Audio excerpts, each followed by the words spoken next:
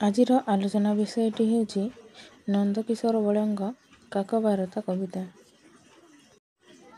ପ୍ରଥମେ ଆମେ ନନ୍ଦକିଶୋର ବଳଙ୍କ ଜୀବନ କାଳ ବିଷୟରେ ଜାଣିନେବା। ନନ୍ଦକିଶୋର ବଳ ଓଡ଼ିଆ ସାହିତ୍ୟର ପ୍ରାକ୍ ଆଧୁନିକ କାଳର ଜଣେ କବି ଥିଲେ। ସେ ଓଡ଼ିଶାର ପୁରପଲ୍ଲୀ ଉପରେ କାବ୍ୟ ରଚନା କରିଥିବାରୁ ତାଙ୍କୁ ପଲ୍ଲୀ କବି ବୋଲି ସମ୍ବୋଧନ କରାଯାଇଥାଏ। ସେ ଡିସେମ୍ବର 22, 1875 ମସିହାରେ ଯାଜପୁର ଜିଲ୍ଲାର ଅନ୍ତର୍ଗତ କୁସୁପୁର ଗାଁରେ ଜନ୍ମଗ୍ରହଣ କରିଥିଲେ। ତାଙ୍କ ପିତାଙ୍କ ନାମ ଥିଲା ଭଜନାନନ୍ଦ ଜେନା ଓ ମାତାଙ୍କ ନାମ ହିରଣ୍ମୟୀ ଦେବୀ। ଶୈଶବରେ ସେ ରସାନନ୍ଦ ଜେନା ନାମରେ ପରିଚିତ ଥିଲେ। ପିଉସୀ ପୋଷ୍ୟପୁତ୍ର କରିନେବା ପରେ ସେ ନନ୍ଦକିଶୋର ବଳ ଭାବରେ ପରିଚିତ ହେଲେ। ବାଲ୍ୟ ଜୀବନ କୁସୁପୁରରେ ହିଁ କଟିଥିଲା। ଗାଁ ସ୍କୁଲରୁ ଆରମ୍ଭ କରି ସେ କଟକର town school, Ravenshaw collegiate school, Kendrapara ଉଚ୍ଚ ଇଂରାଜୀ ବିଦ୍ୟାଳୟ ଓ ରେଭେନ୍ସା ମହାବିଦ୍ୟାଳୟରେ ଶିକ୍ଷା ଲାଭ କରିଥିଲେ। ନନ୍ଦକିଶୋର କଲେଜ ପଢ଼ିଲା ବେଳୁ ପ୍ରବନ୍ଧ ଲେଖିବା ଆରମ୍ଭ କରିଥିଲେ। ନିଜର ପ୍ରଥମ ପ୍ରବନ୍ଧକୁ ସେ ପଲ୍ଲୀଚିତ୍ର ନାମରେ କବିତାର ରୂପ ଦେଇଥିଲେ। ତାଙ୍କର ରଚନାବଳୀରେ ପଲ୍ଲୀ ପ୍ରକୃତିର ସୁନ୍ଦର ବର୍ଣ୍ଣନା ଫୁଟି ଉଠିଥାଏ। ପିଲାମାନଙ୍କ ପାଇଁ ତାଙ୍କ ଦ୍ୱାରା ରଚିତ ନାନବାୟା ଗୀତ ଓଡ଼ିଶାର ପୁରପଲ୍ଲୀରେ ବେଶ୍ ପ୍ରଚଳିତ। ସେ 100ରୁ ଅଧିକ ସନେଟ୍ ମଧ୍ୟ ଲେଖି ଯାଇଛନ୍ତି। ସେ 1925ରେ କନକଲତା ନାମରେ ଉପନ୍ୟାସଟିଏ ମଧ୍ୟ ରଚି ଯାଇଛନ୍ତି। ଏହା ଧାରାବାହିକ ଭାବରେ 1913ରେ ଉତ୍କଳ ସାହିତ୍ୟ ପତ୍ରିକାରେ ପ୍ରକାଶିତ ହୋଇଥିଲା। ଗାଉଁଲି ସରଳ ଜୀବନକୁ ଯୌତୁକ ଓ ବାଲ୍ୟବିବାହ କିପରି କଳୁଷିତ କରିଥାଏ ତାହାର ଛବି ଏଥିରେ ଦେଖିବାକୁ ମିଳିଥାଏ। ନନ୍ଦକିଶୋର ତାଙ୍କ ସ୍ରଷ୍ଟା ଜୀବନର ବିଶେଷତ୍ୱ ପଲ୍ଲୀପ୍ରାଣତା, ପଲ୍ଲୀର ସରଳ ସ୍ୱାଚ୍ଛନ୍ଦ୍ୟ, ବାସ୍ତବ ନିରାଭରଣ ଶୋଭାସୁଷମାକୁ ସେ ଲେଖନୀ ମନରେ ଚିତ୍ର ପରି ଆଙ୍କି ଦେଇଥିଲେ। ପଲ୍ଲୀ ପ୍ରେମରେ ମୋହମୁଗ୍ଧ କବି ତାଙ୍କର ରାଶି ରାଶି କବିତାରେ ପଲ୍ଲୀ ପ୍ରକୃତିର ପ୍ରାଣବନ୍ତ ରୂପରାଶିକୁ ଉତ୍ତୋଳନ କରିଛନ୍ତି। ଏହି ରୂପ ଚିତ୍ରର ପରିପୂରକ ଭାବରେ ସେ ପଲ୍ଲୀ ପ୍ରବଚନ ଓ ପଲ୍ଲୀ ଗୀତର ରାଗରାଗିଣୀକୁ ଆହରଣ କରି ଆପଣାର ରଚନାକୁ ଏକ ମଧୁମୟ ଓ ସ୍ୱର୍ଗୀୟ ସୁଷମାରେ ଭୂଷିତ କରିଛନ୍ତି। ତାଙ୍କ କବିତା ଗ୍ରନ୍ଥ ପଲ୍ଲୀଚିତ୍ର ଓ ନିର୍ଝରିଣୀ ପଲ୍ଲୀ ଚିତ୍ରାବଳୀର ଅନବଦ୍ୟ ସ୍ୱାକ୍ଷର ବହନ କରିଛି। ଆଲୋଚ୍ୟ କବିତା କାକବାରତା ଏଭଳି ଏକ ପଲ୍ଲୀଚିତ୍ର ସମ୍ବଳିତ କବିତା ଯେଉଁ କବିତାରେ କାକକୁ ବାର୍ତ୍ତାବହ ଭାବରେ ଚିତ୍ରଣ କରାଯାଇଛି। ସେ ପଲ୍ଲୀ ଭୂଇଁଠାରୁ ଆରମ୍ଭ କରି ବନ ପାହାଡ଼ ପର୍ଯ୍ୟନ୍ତ ସର୍ବତ୍ର ସବୁ ସମୟରେ କାକ ଉଡ଼ି ଉଡ଼ି ବାର୍ତ୍ତା ସଂଗ୍ରହ କରିଥାଏ ଏବଂ ତାର କା କା ଧ୍ୱନିରେ ସବୁଠି ପହଞ୍ଚାଇ ଦେଇଥାଏ। ତ ତାଙ୍କ କାକବାରତା କବିତାଟି ଭିନ୍ନ ଭିନ୍ନ ପ୍ରାକୃତିକ ପରିବେଷ୍ଟନୀରେ ଲୋକଶିକ୍ଷା ଦେବାରେ ସେ ସମର୍ଥ ହୋଇଛି। ଲୋକଗୀତିର ଆଧାରରେ ରଚିତ ଏହି କବିତାରେ ଡାମରା କାଉ କୁଞ୍ଚି କୁଞ୍ଚିକା ଉଚ୍ଚ ପର୍ବତ ଉପରେ ଥିଲେ ମଧ୍ୟ ସାଂସାରିକ ଜୀବନକୁ ଲକ୍ଷ୍ୟ କରି ତାର ତତ୍ତ୍ୱ କାହାଣୀ ସେ କହିଛି। ଏ ସ୍ୱାର୍ଥୀ ସଂସାରରେ ନିର୍ମଳ ପ୍ରେମ ଯେ ଦୁର୍ଲଭ ତାହା ହିଁ କାକ ମୁଖରେ ତାହା ପ୍ରକାଶ ପାଇଛି। କବି କବିତାର ପ୍ରଥମ ସ୍ତବକରେ ଲୋକଗୀତ ମାଧ୍ୟମରେ ଉଚ୍ଚ ପର୍ବତରେ ଥିବା ଡାମରା କାଉ ସଂସାରର ତତ୍ତ୍ୱ କାହାଣୀ କହୁଥିବାର ସୂଚନା ସେ ଦେଇଛନ୍ତି। ତ ଲୋକକଥାରେ ଅଛି ଡାମରା କାଉ ଉଚ୍ଚ ପର୍ବତ ଉପରେ ବୋବାଇଥାଏ। କୁଞ୍ଚି କୁଞ୍ଚିକା ଉଚ୍ଚ ପର୍ବତ ମଝିରେ ତାଳ ଗଛ ରହିଛି। ତ ଲୋକଗୀତ ଅନୁସାରେ ପଲ୍ଲୀ ବାଳାମାନେ ସାଙ୍ଗ ହୋଇ ଗାଧୋଇ ଗଲାବେଳେ ଖଇଞ୍ଚି କାକୁଡ଼ି ତୋଳି ଆଣନ୍ତି, ଯାହାକି ପିତା ଲାଗେ। କୌଣସି ଏକ ଗୃହର ଛଅ ବୋହୂଙ୍କର 6ଟି ଝିଅ ଥିଲେ। ତାଙ୍କ 6ଟି ଝିଅ ଯୁବା ବୟସ ପ୍ରାପ୍ତ ହେବାରୁ 6ଟି ବର ଆସି ତାଙ୍କୁ ବିବାହ କରିନେଇଥିଲେ। ତ ଘର ଶୂନ୍ୟ ହୋଇଯିବାରୁ ମାତାମାନେ ବିକଳ ହୋଇ କାନ୍ଦୁଥାନ୍ତି। ଆଉ ସେମାନେ ବିଧାତାଙ୍କର ବିଧାନ କେତେ ନିଷ୍ଠୁର ବୋଲି ଭାବି ମା'ମାନେ କାନ୍ଦୁଥାନ୍ତି। ଯେଉଁ ଶିଶୁ କନ୍ୟାଟିକୁ ପାଳି ପୋଷି ଅତି ଗେଲ ବସରରେ ପିତାମାତା ବଢ଼ାଇଥାନ୍ତି, ସେହି ଝିଅ ଯୁବାବସ୍ଥା ପ୍ରାପ୍ତ ହେଲେ ତାକୁ ପର ଘରକୁ ବିଦା କରିବା ପାଇଁ ବାପା ମା ବ୍ୟସ୍ତ ହୋଇପଡ଼ନ୍ତି। ବିଧାତାଙ୍କର ଏହି ବିଧାନକୁ ମାନି ଆସୁଥିଲେ ମଧ୍ୟ ମା'ମାନେ ଏହାକୁ ଅତି ନିଷ୍ଠୁର ନିୟମ କହି ଦୁଃଖ କରିଛନ୍ତି। ତ ଡାମରା କାଉ ମା'ମାନଙ୍କୁ ଏହା ମାୟା ସଂସାରର ତତ୍ତ୍ୱକଥା କହି ବୁଝାଇଛି। କାନ୍ଦନ୍ତି ବିକଳେ କହିନ ମାତା, ନିଷ୍ଠୁର ଅଟଇ ତୋ ବିଧାତା। ଡାମରା କାଉରେ ଡାମରା କାଉ, ଜନନୀ ନିକଟେ କି ଗୀତ ଗାଉ। ଏ ମାୟା ସଂସାର ତତ୍ତ୍ୱ କାହାଣୀ, କହ କିରେ କାକ ତହିଁ ବଖାଣେ।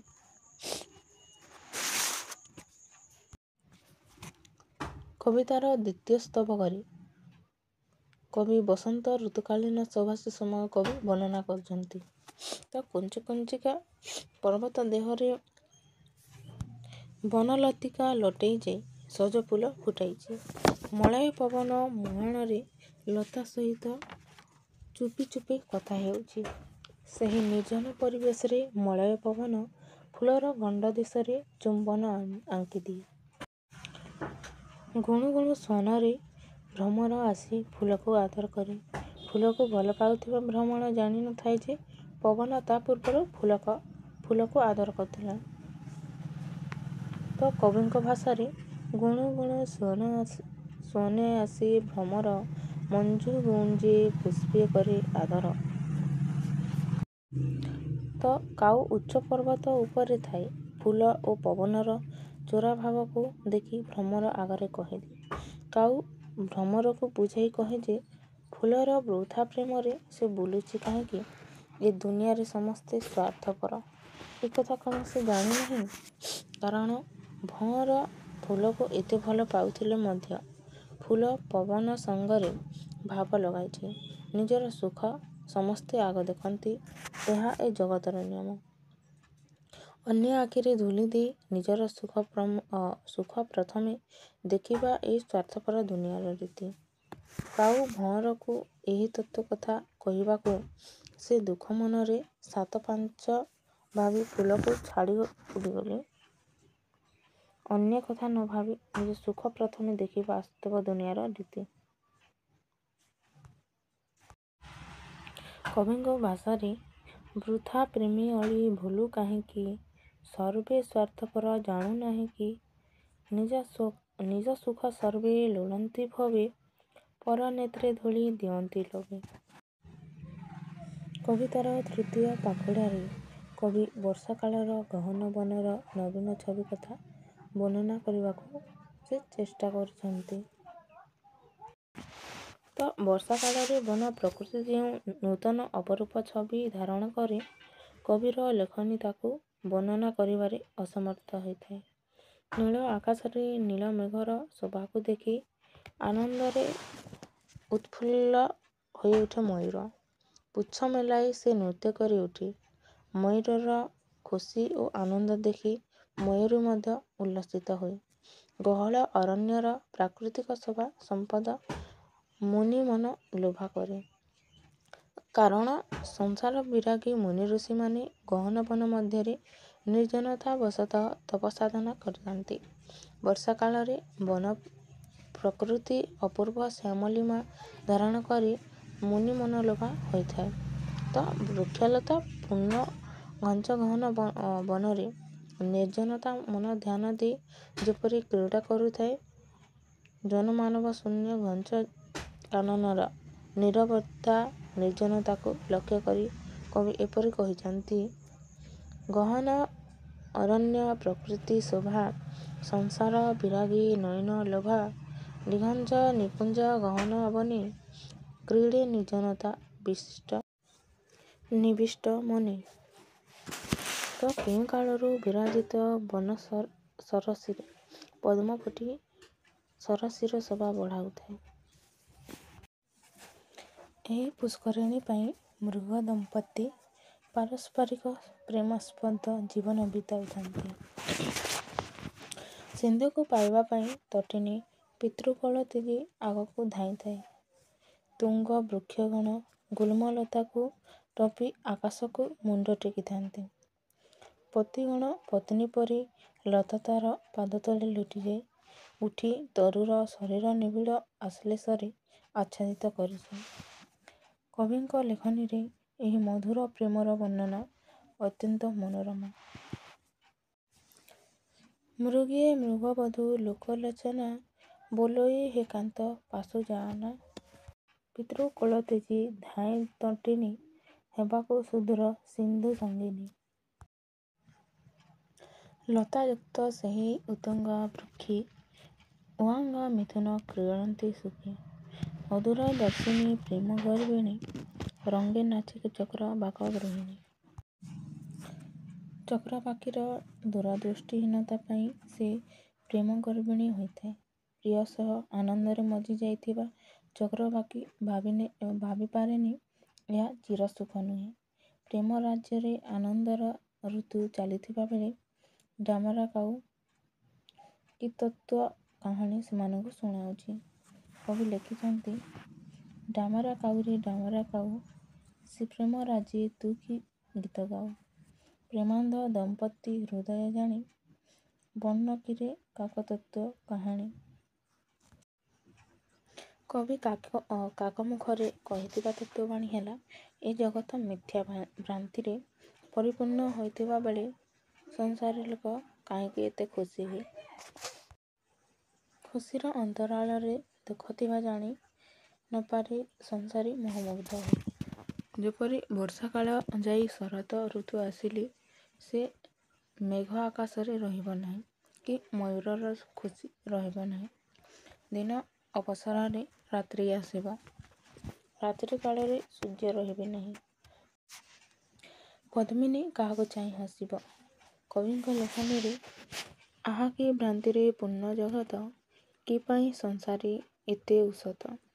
ଯାଉଛି ବ୍ରାବୃଟ ଆସି ଶରଦ ରହିବ ନାହିଁ ତ ବହିର୍ ଆନନ୍ଦ।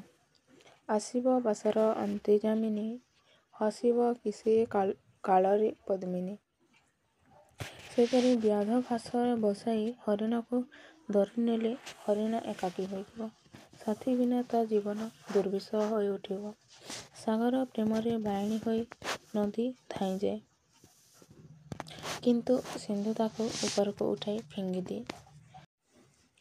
ସୁକୁମାରୀ ଲତା ବୃକ୍ଷ ପ୍ରେମରେ ତା ଶରୀରରେ ଜଡ଼ ରହିଥାଏ।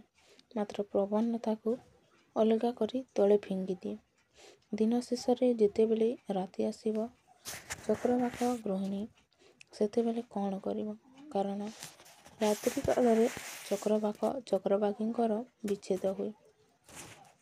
ପ୍ରେମର ଏହି ବିଚ୍ଛେଦ ଚିତ୍ର କବିଙ୍କ ଭାଷାରେ ଧାଇଁ ନଦୀ ସିନ୍ଧୁ ପ୍ରଣୟୀ ବାଇ ସେ ତାକୁ ଫିଙ୍ଗଇ ଊର୍ଦ୍ଧ୍ୱେ ଉଠାଇ। ବିଟପୀ ଅଙ୍ଗରେ ଲତା ଲୋଟେଇ ବାତେ ସେ ତାହାକୁ ତଳେ ଫିଙ୍ଗଇ। ଦିନାନ୍ତେ ଆସିବ ଯହୁଁ ରଜନୀ କି କରିବ ଚକ୍ରବାକ ଘରଣୀ।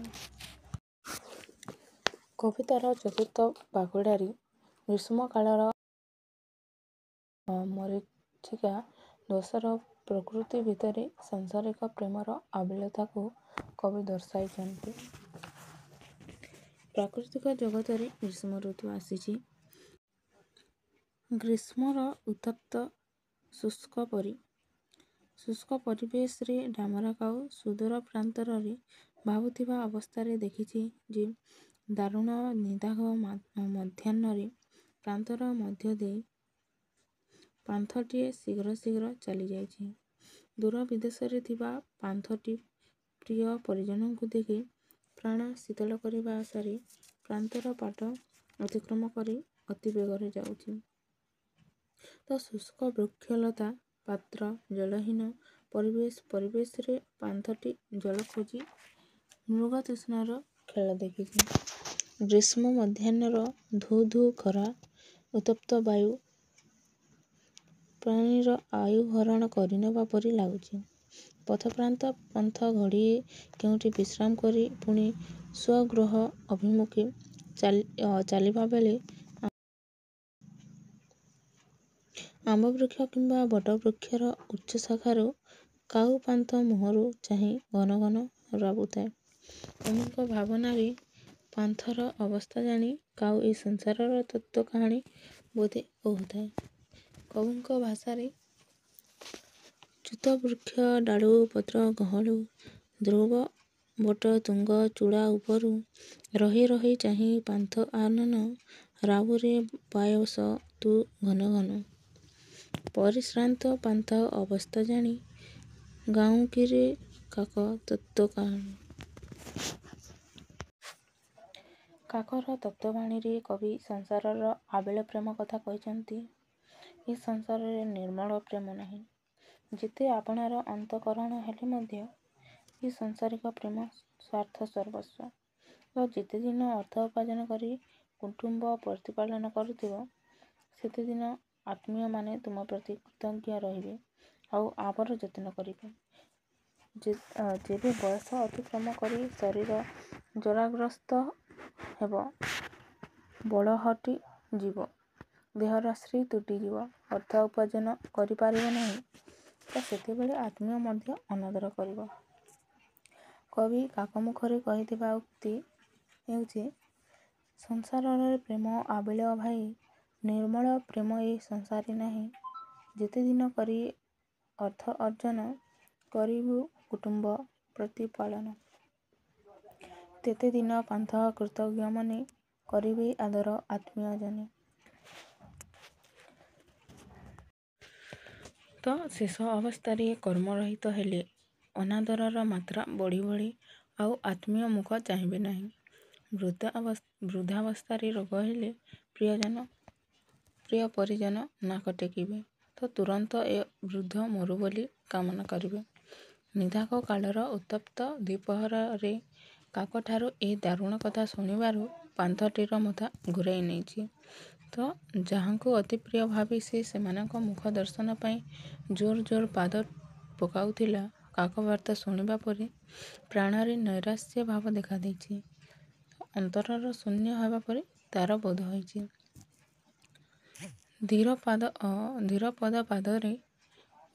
ଧୀର ପଦପାତରେ ସେ ପଥ ଚାଲିଛି।